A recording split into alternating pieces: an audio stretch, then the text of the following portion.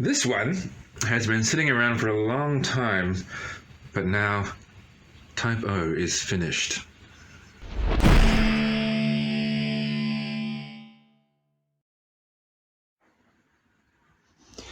So while there have been other projects on the go, I have revisited the clear finish on Type O several times. And so it's been drawn out over months because I haven't just been doing this, of course, I've been doing other things as well.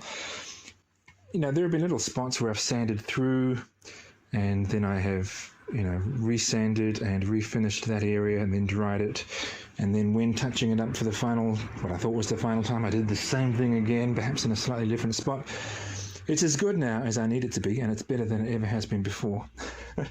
I guess if nothing else, any imperfections you can see on it now are just bits of schmutz that I'll wipe off. Compounds.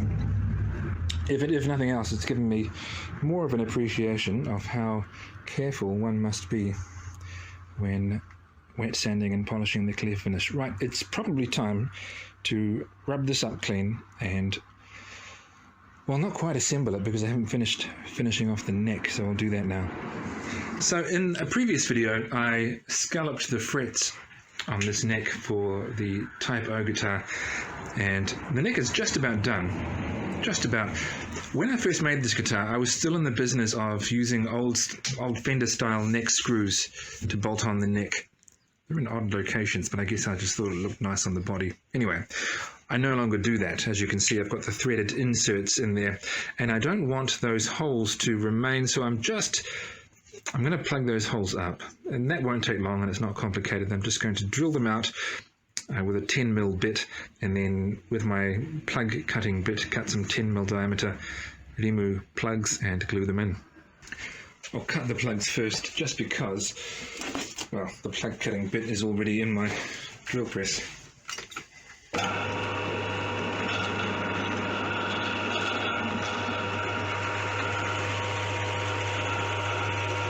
I'm cutting these plugs not into end grain, but into face grain, because that's what's on the heel of the neck.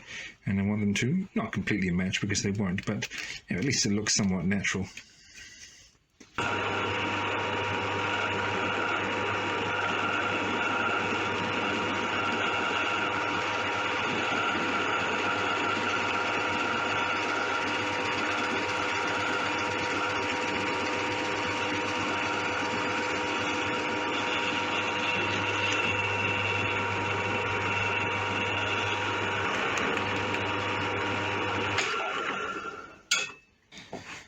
And this part is quite simple, really.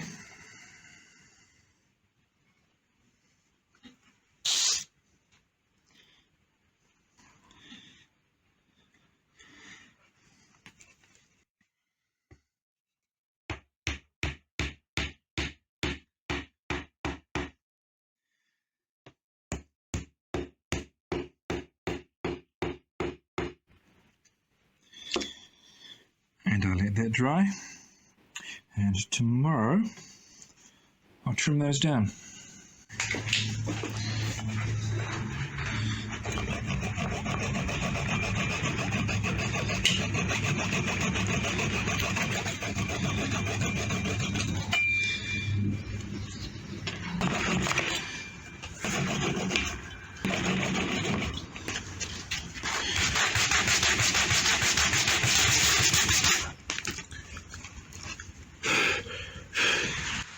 And there we are, done.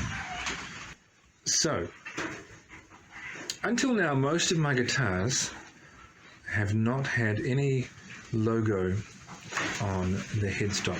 There is one, a red guitar called the Flame, which you will see again, and you will have seen some time ago on this channel, which has an ink stamp on the headstock. That's an okay method, but I'm always trying out new things. Well, I am now anyway. And I have an idea about how to get my brand name onto this headstock. I designed and ordered a brass stamp with the Monster Guitars logo on there. It's reversed, obviously. And I have, well, I won't tell you, I'll show you. So here is my new toy. I'm going to play with fire. I have a pistol grip brass tip torch kit. And I'm going to use this brass stamp as a branding iron. Why can't I get that to focus? There we are. Now this is not something that I've done before. I haven't even used a gas torch before. So bear with me, I don't really know what I'm doing. I've just finished watching I realize that you can't see my face. Just finished watching some videos of people using torches on guitars, not on stamps like I'm doing, but just to give myself a bit of confidence. So bear with me.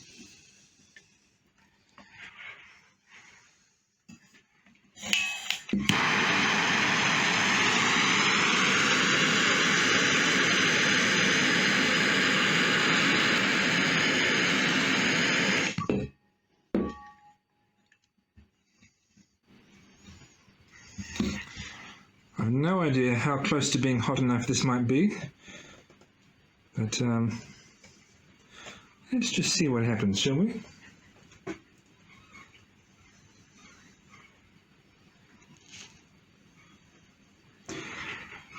I've watched people using brands before, brands that were, actually, I have seen something similar.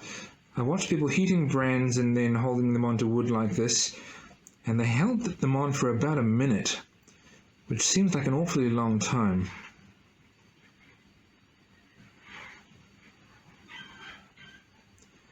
But I'm just... Okay, so I haven't even made a mark there. There's nothing at all to see. So that's not even close to hot enough or long enough. So...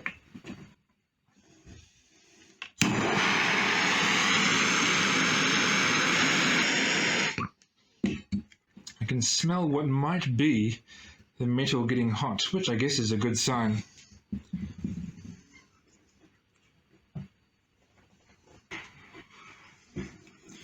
Oh, there we go.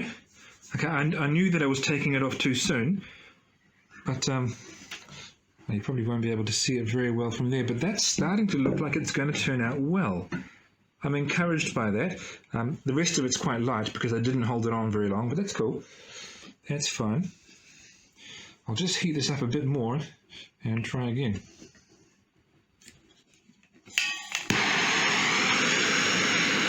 Okay, so I can see this is just going to take a little bit of perfection. It's going to take a bit of trial and error, but you can see how that's going to go.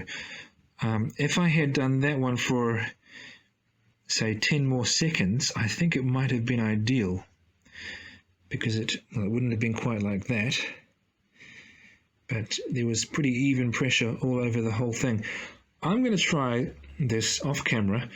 I'll probably end up doing it about 5 or 6 times, who knows, until I'm happy with the image that this is producing. And I may work on a better handle too, because I can feel that wobbling on the end, and I don't want that to happen. So just a brief explanatory note. I wasn't able to get a brand that I was happy with. Some of these were starting to look okay. I did try it on the headstock. In fact, I tried it twice, and it was inconsistent. It didn't look right. It wasn't good enough, in my opinion, so I sanded it off, and I'm just not going to have a headstock on there. Not going to have a logo on there. I've got solutions to do that, which will work when I've got a clear coat over the headstock, but I'm not going to clear coat this neck. It's going to be oiled, and I don't yet have a solution that works well for that. Branding was hopefully going to be it, but it might not be. Laser engraving would be great. It just introduces more cost, but nothing for now. A finish that I'm rather fond of is Danish oil, which is a mixture of wood oils and polyurethane. So it looks nicer than polyurethane, but it is more durable than most oils. Alright, one coat is what creates the most dramatic transformation, but I will give it 3 coats altogether. I'll let that one dry. It doesn't take long for this stuff to dry. I'll come back in a couple of hours and then just repeat this process. But the oil really enables you to see some features of the wood. You can see the flaming effect there, which you couldn't, I mean, I could see that it was there, but not nearly as clearly as that. Lovely. I didn't show you when I did this, maybe I should have, but too late now. So this truss rod access hole wasn't quite as pretty as I wanted it to. I managed to improve on that, but I still did something that I was thinking of doing anyway, and that is to put a truss rod cover over this. Now, you don't normally have those on this type of headstock where it's flat and there is a curved transition to the fretboard, like on, say, a Strat.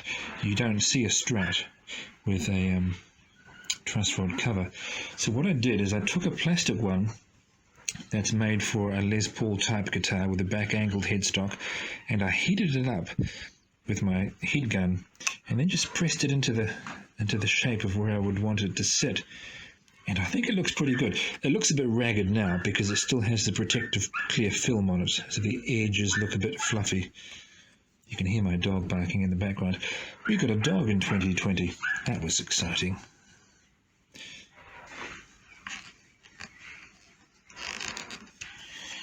There we are. And I'll be daring and take this stuff off.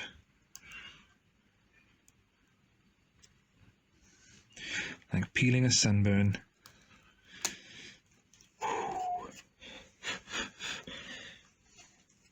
That looks pretty good, I think.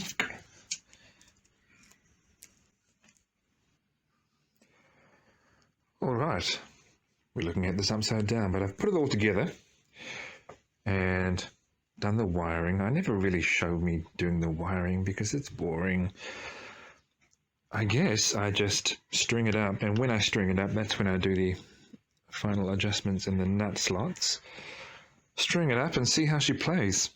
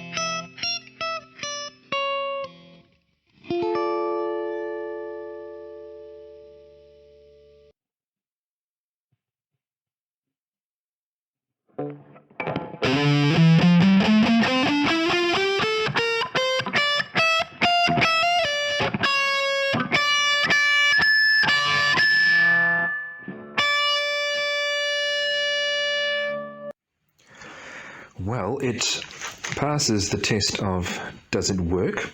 It does. It's also quite playable, and I think it sounds good. I wish I was a better guitar player. I don't really have time to invest in that. I'm doing lots of things, but I wish I was a better guitar player, or I knew someone who was willing to come around and demonstrate these guitars when I finish them, because I'm aware that, you know, the limitations of my playing mean I'm not really showing you all that my instruments can do, but it sounds good. All I need to do now is make the cover for the control cavity, and then it's done. Just like that, the last piece of the puzzle. I've got the screws ready to screw it in. unlike the body, which is finished in clear acrylic, that cover is finished in Danish oil like the neck, although of course it looks nothing like the neck because it's a different wood. That is a very nice grainy piece of Rimu. Well, I was going to set things up to record a proper wrap up, but my bench is a mess, so I'm just using selfie method. I think this guitar's turned out nicely.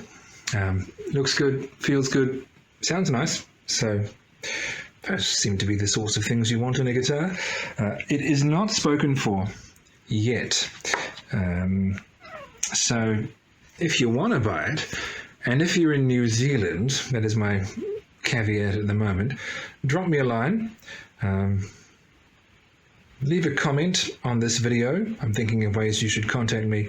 I don't have a website. Maybe I should do that, but that's work. Leave a comment in the video or contact me at peoples.glenn, that's Glenn with 2 N's, peoples.glenn@gmail.com. I've got several projects I should get cracking with now. Until then.